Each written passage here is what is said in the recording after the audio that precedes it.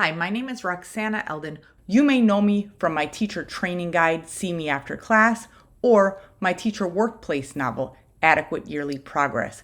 But the through line of all of my work for the past 20 years has been working with teachers in a realistic way to make the job and teaching life more manageable. I love speaking at new teacher orientations, and I haven't been able to say yes to as many of those speaking invitations lately because now I work more directly with teachers through the Maintain and Stay Sane program. Because I can't make it out to as many in-person events as I would like to this season, I just wanted to share some of my favorite parts of the new teacher orientation speech that I would be giving in your district if I were there right now. So you're just going to need to pretend that you are sitting in a district building or a high school auditorium somewhere in your district right now. People are filing in, the seats are filling up, and whenever I see this sight of a big crowd of new teachers about to start their careers, it brings me back to my own first year when I was sitting in my own new teacher orientation somewhere in Houston, Texas. I had wanted to be a teacher for as long as I could remember. I was that kid who lined up my dolls and pretended to teach them. And then later, I was that high school student who would watch my own teachers and think, I could do this. In fact, I could do this better. And then all of a sudden, I was a teacher. Except I hadn't actually taught anything yet. Instead, I was sitting in this auditorium next to all these other incoming teachers. And at my feet was a tote bag with my district's name on it. And in that tote bag was a giant binder about my district's 7-point teacher evaluation system. I also had another binder from my teacher training program. And then I went to a workshop and got another binder. Then I went to my opening of schools meeting and got another binder, plus a couple of packets from a workshop. Then I got to my classroom, which I hadn't finished decorating yet, and someone dropped off 2 books on how to run literature circles. Then a teacher from down the hall who was retiring said, here, take these 17 workbooks. I think they're good, but you have to look through them and make sure. Also, here's a 270-page description of my unit on whales. It's not in a binder, but you could probably put it in a binder. I want you to know that I developed a system for dealing with all these materials.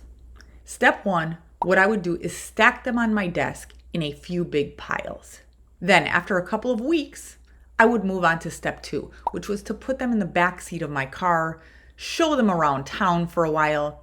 Then, once they were nice and ripe, I would move them onto my ironing board at home. What this system allowed me to do was turn my ironing board into a permanent piece of furniture in my home. I never put it away, and whenever I needed to iron something, I had to move all these piles onto my bed and then right back onto the ironing board. What this did not help me do was process any of this information in any usable way. I have another solution for you, and this one works better than stacking things on your ironing board. This is a specialized system that I like to call a big box. And the supplies you'll need for this system include a big box. The next time you set foot in your classroom, I want you to take a big box and write on the side, ideas for later. You are going to keep this box in your classroom closet. So when you have a desk full of binders already and someone generously comes up to you and offers you a 270-page unit on whales that they lovingly created for their own students, you have somewhere to put it. It goes in the box. The job of this box is to serve as kind of a lesson idea limbo. You may dig through it one day and suddenly realize you do want a 270-page unit on whales. Or you may never look at it again. And either one of those options is perfectly fine. Now, I want to be very clear on one thing. This box is not where you put paperwork that needs to be turned into the main office next week. This box is for those materials that might help your teaching, but you're not sure yet because you don't yet have the experience to know what will work for you and for your students. But you also don't have any more room in the back seat of your car, and you don't want to get overwhelmed and defensive and say, I don't need your unit on whales. I have my own unit on whales. Everything's fine, okay? My kids are going to listen to me. I'm going to be a great teacher, and I don't need your help. Because the thing is, you do need help. Every new teacher needs help. You just may not need the exact type of help that's being offered at this exact moment. And that's why you need a big box.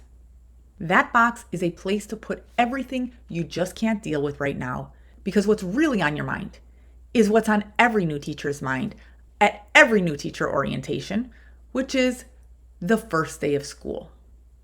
So with that in mind, the rest of this speech is just going to be exactly what you need to know to prepare for the first day of school. I will be releasing this speech in pieces over the course of the next few weeks.